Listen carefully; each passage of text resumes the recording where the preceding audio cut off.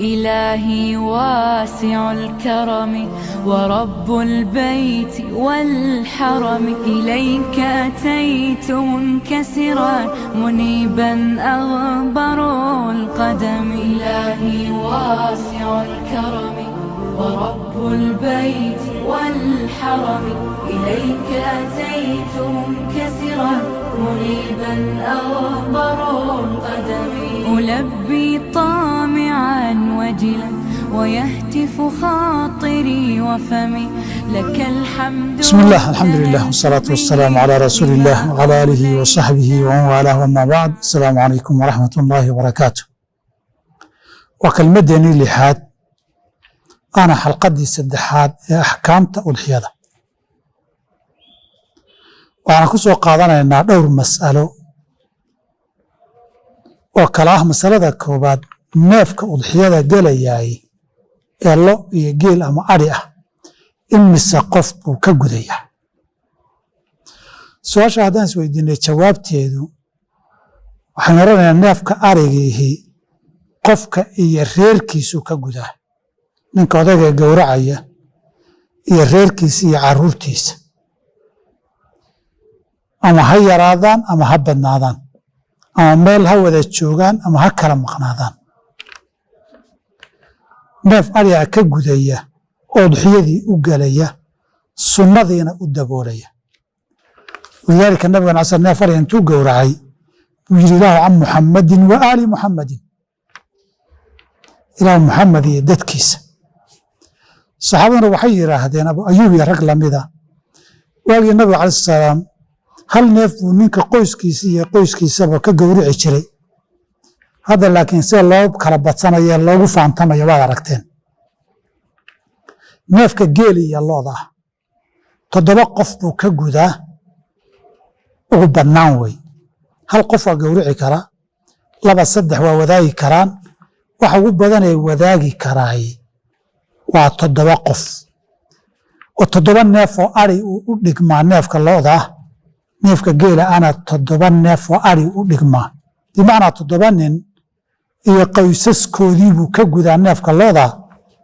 sidoo kale neefka geela oo meesha keliya la yidhaahdo sharcigu wuxuu sameeyey geela iyo looda suubuu ka dhigay.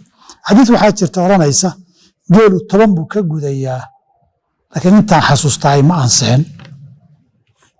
taasi waa masalada koobaad ee axkaamtii udxiyada ka mid ah. masalada labaad, hilibka iyo haragga udxiyadu lama iibin karo.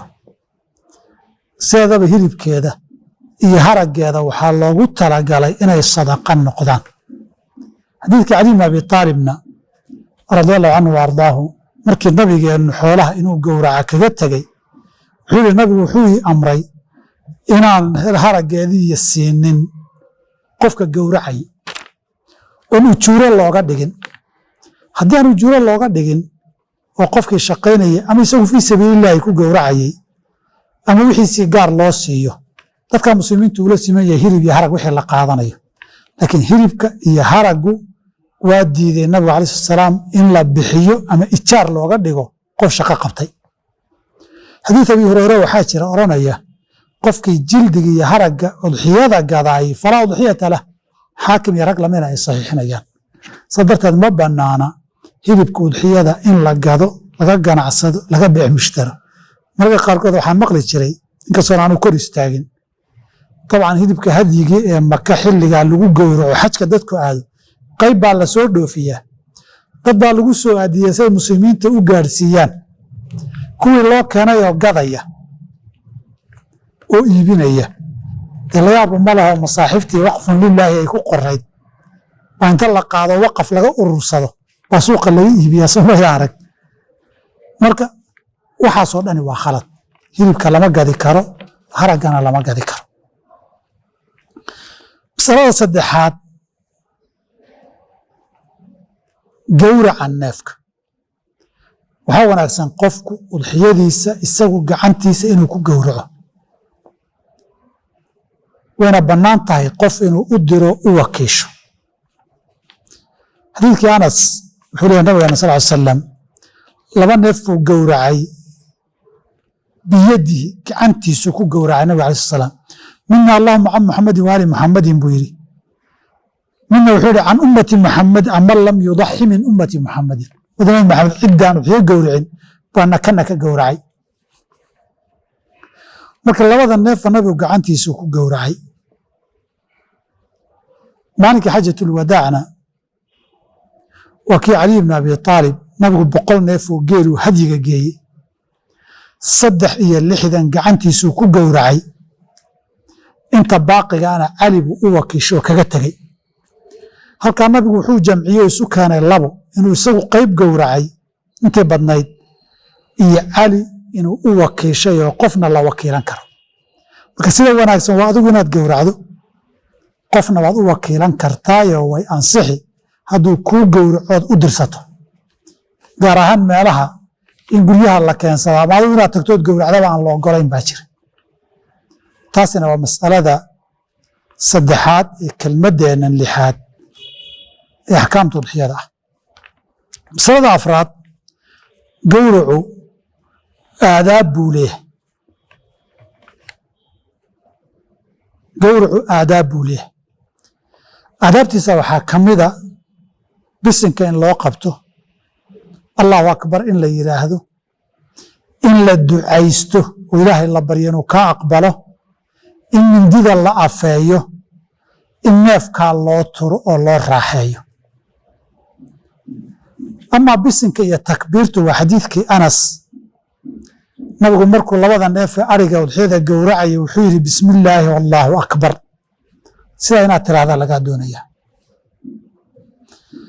midda la ducaynayana axaadiis badan baa nabiga kaga timi sal ly slam inuu yidhi ilaahu waa min muxamadin wa aali muxamed ka aqbal, ilaahu naga aqbal inuu yidhi. ilaa aqbalka inaad weydiisatana iyadana nabiga ay ka sugan tahay sala allahu alayh alih wasalam. in neefka mindidana la afeeyo, neefkana loo raaxeeyana, mindida la afeeyo waa xadiidkii caaisha ee nabigu lahaa halumbi lmudya fii saxiixi muslim, mindida iikan soona soofee oo soo afee buu yidhi. neefka hortiisa laguma afeeyo sida xadiid kale sheegan. in neefka loo raaxeeyana waa xadiidkii kale nabigu yidhi in allaha kataba alixsaana calaa kulli shayin faidaa qataltum faaxsinu lqitla waidaa dabaxtum faaxsinu dibxa walyuxida axadukum shafratah walyurix dabiixatah. mindidana ha la afeeyo, neefkana ha loo raaxeeyo, cunto ha la siiyo, cabitaan ha la siiyo. sunankeeda waxaa ka mid ah kama fii athar ibni cumar iyo kayrkii in qiblada loo jeediyo neefka marka la gowracayo. fi musanaf cabdirazaaq bayna kaga suganta. waxa wanaagsan sunankeeda ka mid ah in qofku intuu usii diyaar garoobo neef la dhaqaaleeyey oo loo sii raaxeeyey oo la cayiliyey say saxaabadu samayn jireen inuu gowraco. waa qayb sunankeeda ka mid a. intaa iyo wixii kale sunanu dabxi ahaa waxaa laga doonayaa dadku inay ilaaliyaan axkaamta udxiyada inay ka mid tahayna ogaadaan.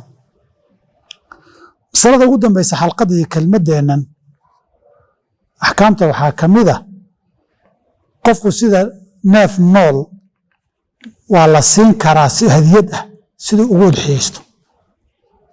nabigeennana ka sugantahay alayh salatu wasalaam inuu saxaabadiisa u qaybiyey daxaaya, xoolo ay ku udxiyaystaan buu nabigu u qaybiyey sala allahu alayh ali wasalam.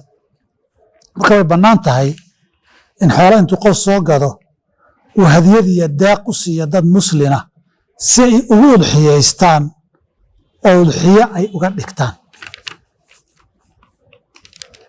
intaasna waa masaa'ilka qayb kale oo ugu dambayso ugu kamida kuwa ugu muhiimsan axkaamu aludxiya oo ah gunaanadka xalqadeenni iyo kelmaddeennii 6aad.